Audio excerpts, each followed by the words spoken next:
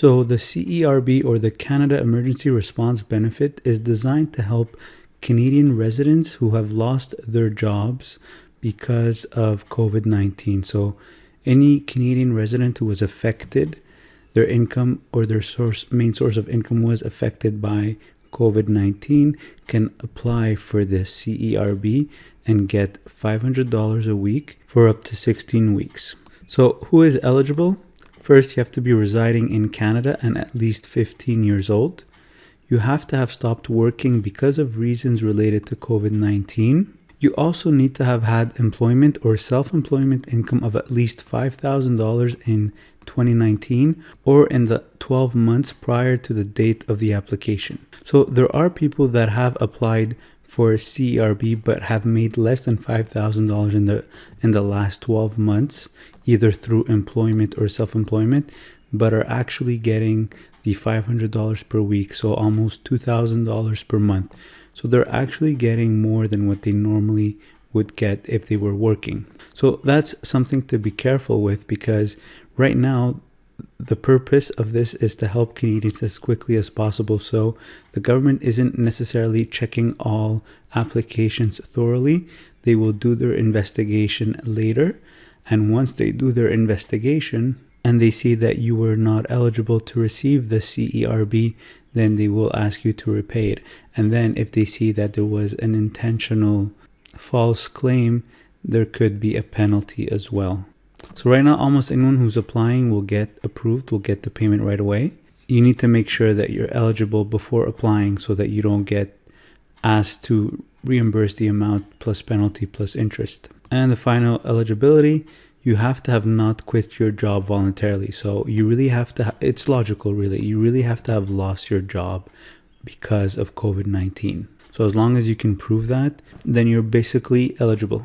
But if you have a job that allows you to work from home, but you see that you'd rather stay home and collect $2,000 a month, so you purposely quit your job, then you might not be eligible. But then it's a gray zone, because you could say, yes, I was working from home, but I had a hard time working from home, so I wasn't able to perform my tasks. So because of COVID-19, I had to quit my job.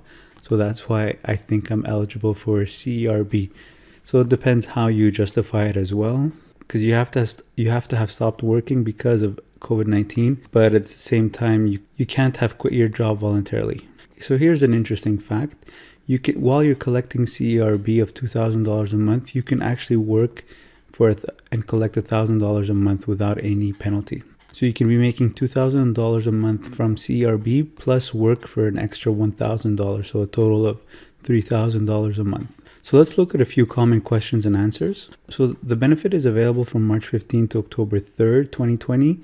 You can apply no later than December 2nd, 2020. And payments will be retroactive to within that period. But who knows, if the virus or the pandemic is extended, then maybe this period will be different. So this is interesting. There's more details here. So you're actually eligible to apply if you are taking care of children or other dependents because their care facility is closed due to COVID-19.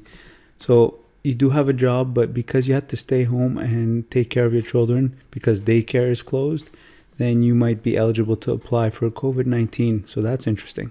So like I mentioned, there may be other reasons related to COVID-19 beyond these examples why you may have stopped working, but you cannot voluntarily quit your job. So you really have to have lost your job because of COVID-19, even if it's indirectly. So this is interesting. What if you already lost your job previous to COVID-19 and you're receiving employment insurance?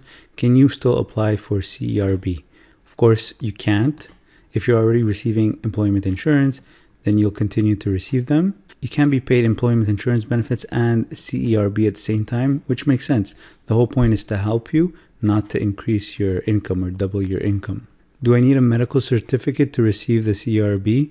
No, you don't. So that's why I'm saying it's very easy to get approved for it, but the investigation will probably be done afterwards. You will definitely need to provide proof that you lost your job because of COVID-19. So when you do apply, all you need is your personal contact information, your social insurance number, and confirm that you meet the eligibility requirements. You may be asked to provide additional documentation to verify your eligibility at a future date.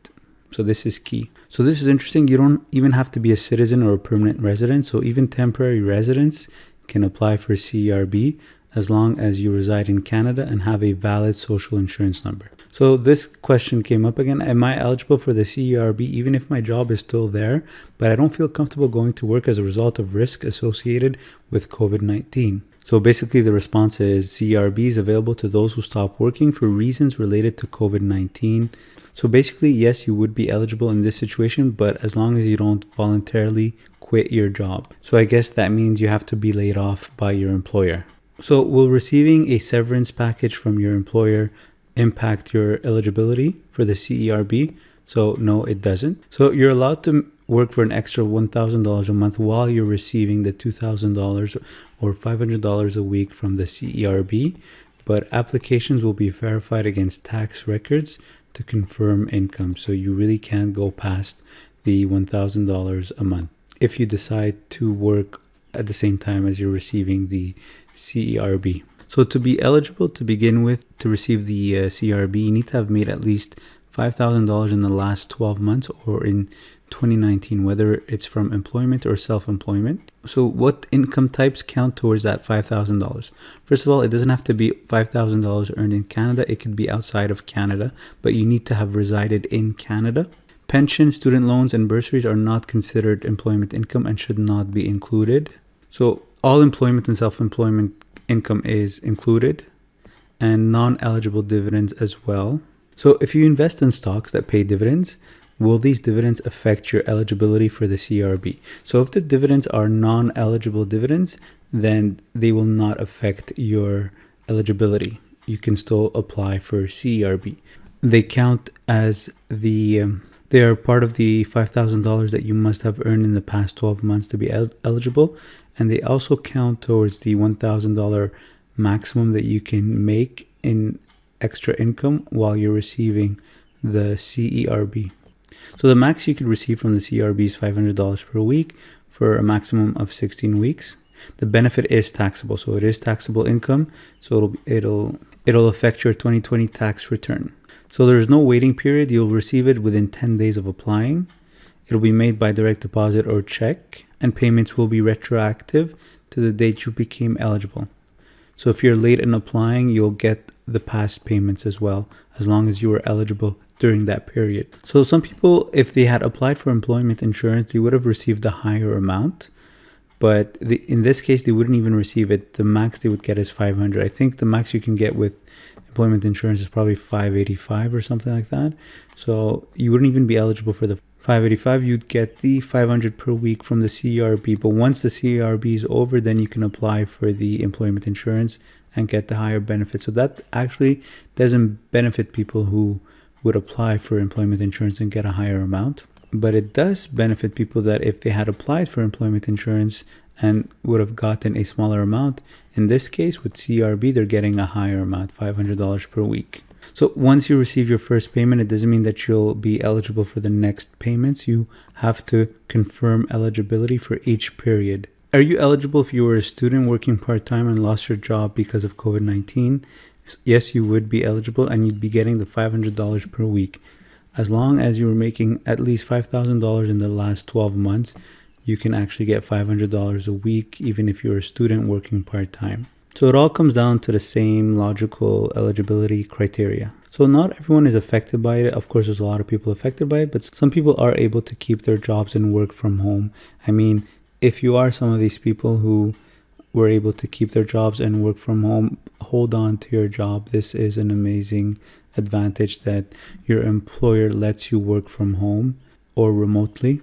I was always for working from home. In my opinion, I find that it is much more efficient. You save time, you save money from transportation, and you're actually more efficient when you're working. When you're in an office, like it or not, you're going to end up talking to your coworkers, which is not a bad thing, but it makes you less efficient. But when you're at home, you tend to focus more on the tasks instead of the hours. So when you focus more on getting things done, you finish faster, so you can get to your personal things quicker. And in terms of time in transportation, even if you think that it's only 1 hour or 2 hours a day, it's not that bad. but those 2 hours actually affect the quality of your personal hours because you come back home a little bit more tired than if you had never left home. So those 2 hours have an exponential effect on your personal hours. So if you're able to save this time during the day, why not take it? And most companies have the technology for co-workers to communicate effectively and efficiently. So really, I think after this pandemic is over, I think most companies should consider letting their employees work from home. I think the only problem with that is some employers might think that there's no supervision. How can we guarantee that the employee is going to do the job? Well, very simple. First of all, there are tasks that need to be done. If these tasks are not done, then you know that the employee is not working. And if you feel like your employee needs supervision, then you've hired the wrong people. I think a company can save so much money in office space and rental and lease if they just invest in technology that allows their employees to work from home effectively. They'll get happier and more efficient employees. But that's, of course, if the nature of your job allows it. All right, I hope this pandemic ends soon. I'm tired of waiting in line at Costco. Thanks for watching.